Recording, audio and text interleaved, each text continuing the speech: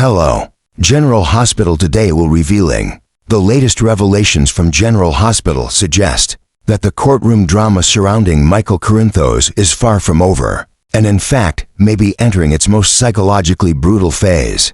As the possibility of the trial continuing looms, the legal battlefield is no longer defined solely by evidence and procedure, but by character, perception, and the quiet destruction of credibility. At the center of this storm stands Michael, portrayed by Rory Gibson, whose fate now depends less on what can be proven outright and more on how the jury interprets the tangled moral web surrounding those closest to him. For Diane Miller, played by Carolyn Hennessy, the extension of the trial represents opportunity rather than risk. Diane has never approached the law as a purely neutral instrument. She understands that trials are stories told under oath, and that the most persuasive narrative often wins. With the case tightening around Michael, Diane appears prepared to redirect the jury's attention toward Willow Kane, portrayed by Caitlin McMullen, not merely as a witness or peripheral figure, but as a liability whose past decisions and moral contradictions can be exposed. In this strategy, Willow is not attacked for cruelty or malice, but for weakness, inconsistency, and compromised judgment, elements that Diane can subtly frame as corrosive to Michael's defense, while simultaneously protecting her own client's position. This calculated approach places Alexis Davis, portrayed by Nancy Lee Gran, in an excruciating position. Alexis has long struggled with the tension between her personal ethics and the ruthless demands of the legal system, and the realization that Willow may indeed be guilty shakes her confidence at its core. As she weighs whether to proceed with her closing argument, Alexis is forced to confront an unsettling truth. Eloquence alone cannot erase facts, and moral certainty cannot always overcome damaging evidence. Her hesitation is not professional weakness but human conflict, the recognition that continuing to argue for acquittal may feel less like advocacy and more like complicity. The late introduction of the ringtone evidence intensifies this inner conflict. Arriving at the last possible moment, the evidence lands like a shockwave, disrupting Alexis's carefully constructed legal framework and forcing her to reassess the jury's likely reaction. The ringtone, seemingly insignificant on the surface, carries symbolic weight, suggesting premeditation, awareness, and intent where ambiguity once lived. Alexis must now ask herself whether the jury can still be persuaded to deliver a not guilty verdict, or whether the best she can hope for is confusion, hesitation, or fractured consensus that spares Michael the full force of condemnation. Against this backdrop, Diane's intervention becomes both pragmatic and manipulative. She understands Alexis's vulnerability and moves quickly to prevent her from self-sabotage, reminding her of the professional consequences of missteps and the lingering threat of disbarment that has haunted Alexis before. Diane reframes restraint not as surrender, but as survival, urging Alexis to maintain composure and avoid actions that could permanently destroy her career. This is not an act of kindness so much as strategic containment, ensuring that Alexis remains useful rather than self-destructive. At the same time, Diane turns her attention to Drew Kane, portrayed by Cameron Matheson, whose emotional volatility threatens to destabilize the entire situation. Drew's reactions are driven by fear, love, and desperation, and Diane recognizes that soothing him is essential not only for courtroom optics, but for her own long-term objectives. By calming Drew, she preserves a fragile alliance and safeguards what she truly seeks: continued access to Scout Quartermain, played by Cassette Abinati. In Diane's calculus, Scout is not merely a child, but a living connection to power, leverage, and future influence, and any path that jeopardizes that access is unacceptable. As these threads intertwine, the trial transforms into something darker than a simple question of guilt or innocence. It becomes a study in compromise, where every character sacrifices a piece of their integrity in exchange for control, protection, or proximity to what they value most.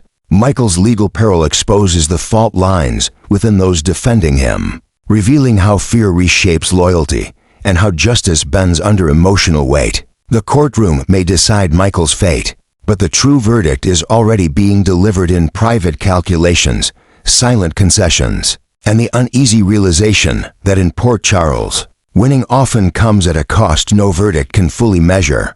The consequences of the courtroom maneuvering on General Hospital grow heavier and more morally complicated as the truth begins to bend under pressure. In a moment that will likely haunt her long after the verdict is read, Alexis Davis deliberately distorts reality in her closing summary, choosing to misrepresent the narrative rather than confront it. Instead of underscoring the mounting evidence pointing toward Willow Kane, Alexis redirects the weight of culpability onto Michael Corinthos, subtly but unmistakably reframing the case, so that Michael appears less like a collateral victim of circumstance and more like a central figure deserving scrutiny. This decision is not born of ignorance or confusion, but of fear, calculation, and the quiet belief that sacrificing one truth may be the only way to preserve another. By emphasizing Michael's supposed guilt while minimizing Willow's role, Alexis crosses an invisible line that she once swore she would never approach again. Her words, carefully chosen and professionally delivered, conceal a lie beneath their polished surface.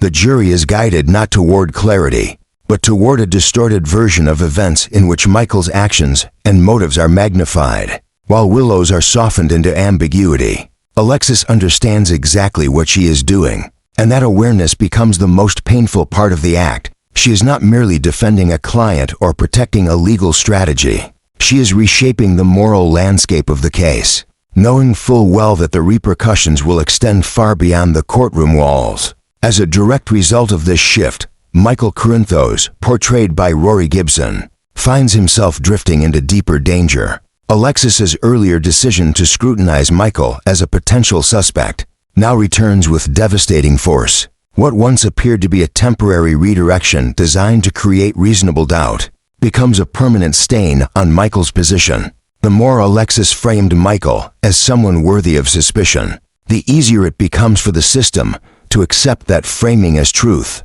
When the trial against Willow reaches its conclusion, Michael is no longer protected by proximity or assumption. Instead, he emerges as the next logical target in a justice system that demands accountability, even if it must manufacture certainty to achieve it. The prospect of Willow Kane, portrayed by Caitlin McMullen, being declared not guilty creates a dangerous vacuum. In theory, an acquittal should bring resolution, but in this case, it only clears the path for a more ruthless pursuit. With Willow legally absolved, the narrative demands a new bearer of blame, and Michael fits too neatly into that role to escape notice.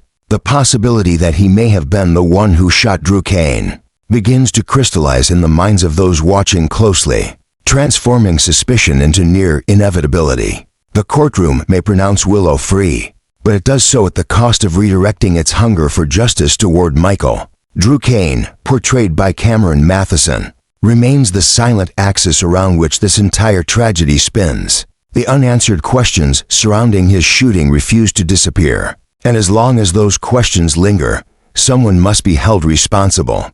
Michael's emotional history, his proximity to the events, and Alexis's own framing of him as a viable suspect all converge into a narrative that feels disturbingly complete. In this version of events, Michael is no longer a man caught in someone else's crime, but a figure whose silence, fear, or desperation may have driven him to violence. What makes this turn even more unsettling is the shared knowledge among longtime viewers that Willow is, in fact, responsible. The audience understands the truth, sees the cracks in the official story, and recognizes the injustice unfolding in real time. Yet the law does not operate on what is known privately or felt intuitively. It functions on what can be argued, redirected, and sustained under scrutiny. As the spotlight moves away from Willow, the truth does not follow it.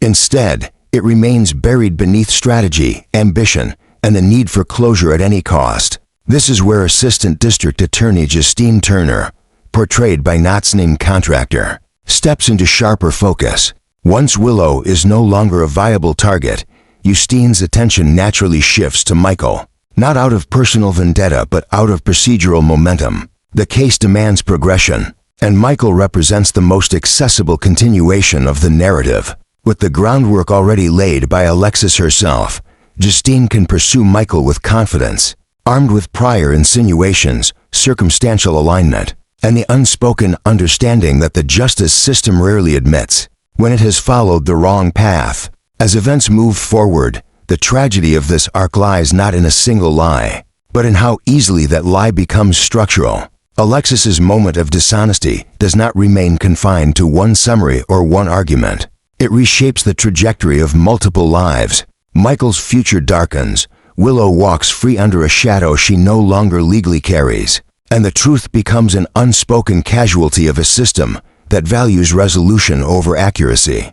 In the end, the most devastating outcome may not be who is convicted or acquitted, but the realization that justice, once bent, rarely snaps back into place without leaving permanent fractures behind. This outcome aligns precisely with what Drew Kane has been quietly but relentlessly hoping for, even if he has never allowed himself to articulate it openly. Within the unfolding legal chaos of General Hospital, Drew's desire is not rooted solely in justice or closure, but in a far more personal and uncompromising objective.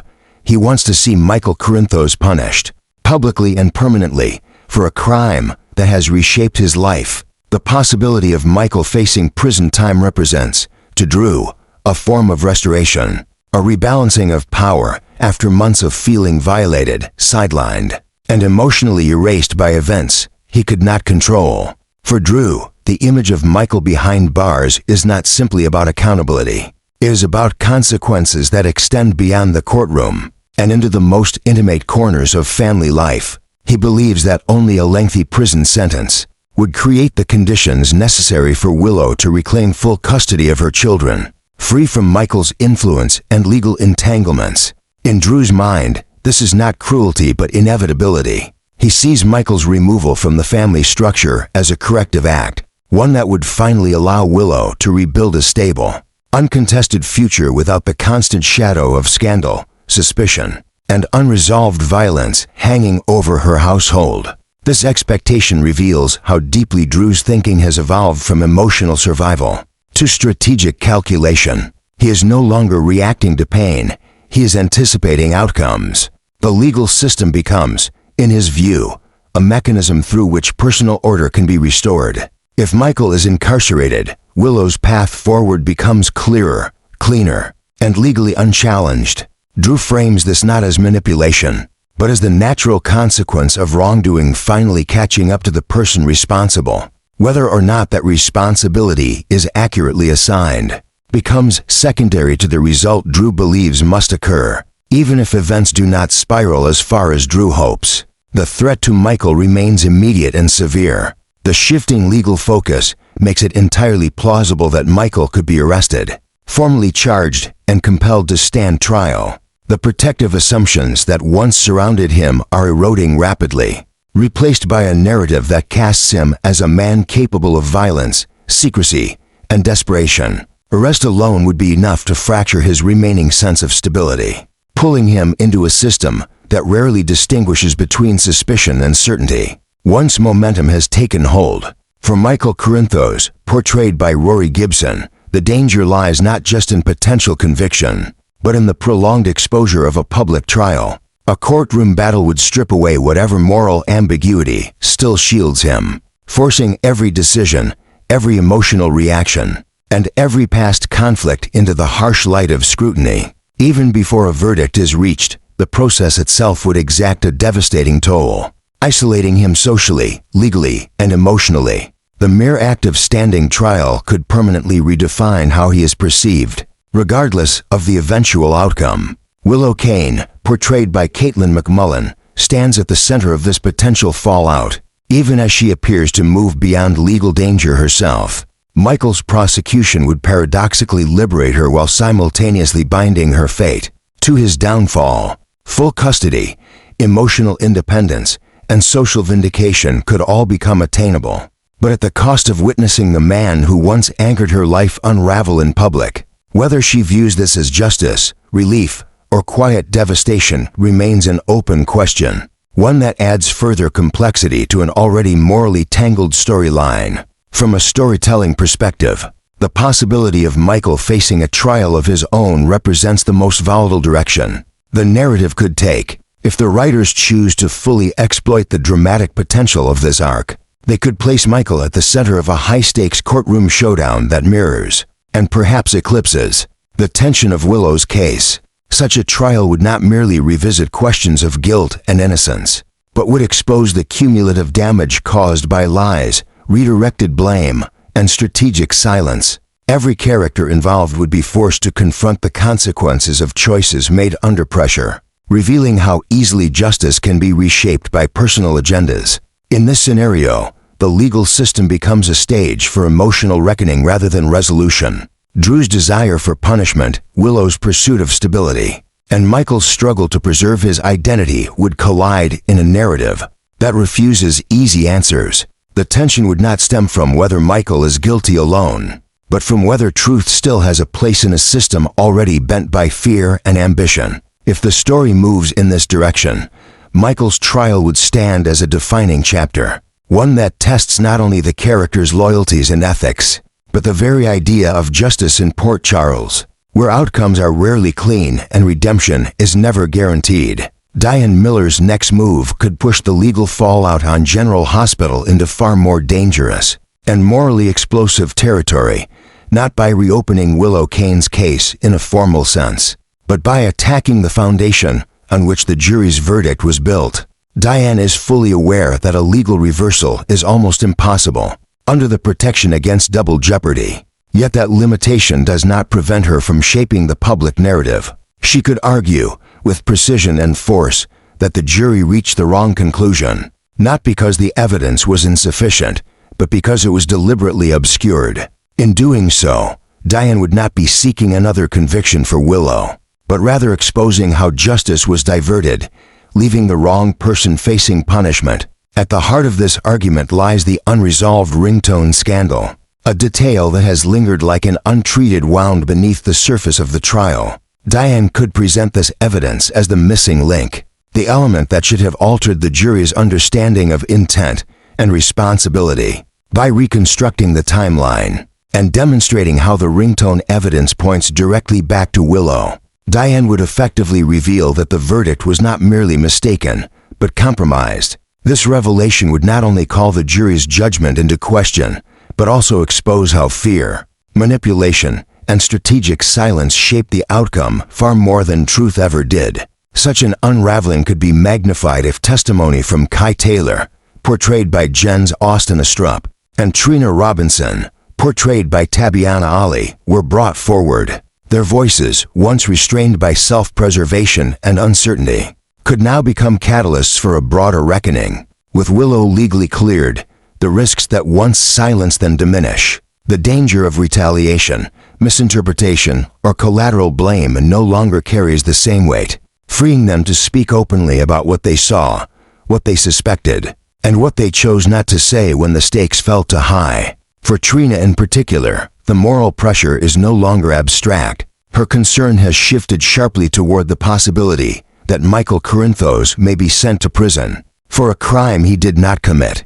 That fear transforms silence into complicity. The realization that inaction could cost an innocent person his freedom forces a painful reassessment of loyalty and responsibility. Trina's choice to step forward would not be driven by loyalty to Willow or defiance of the system, but by the growing understanding that protecting oneself is no longer justifiable when the consequences fall so devastatingly on someone else. Kai's position mirrors this internal struggle, shaped by the knowledge that withholding information once felt like survival, but now looks like surrendering truth to convenience. Together, Kai and Trina could dismantle the illusion that the case was ever resolved fairly. Their testimony would not change the legal status of Willow's acquittal, but it would fundamentally alter how the truth is perceived, both inside and outside the courtroom. What emerges is not a clean correction, but an exposed injustice that the law is powerless to formally undo.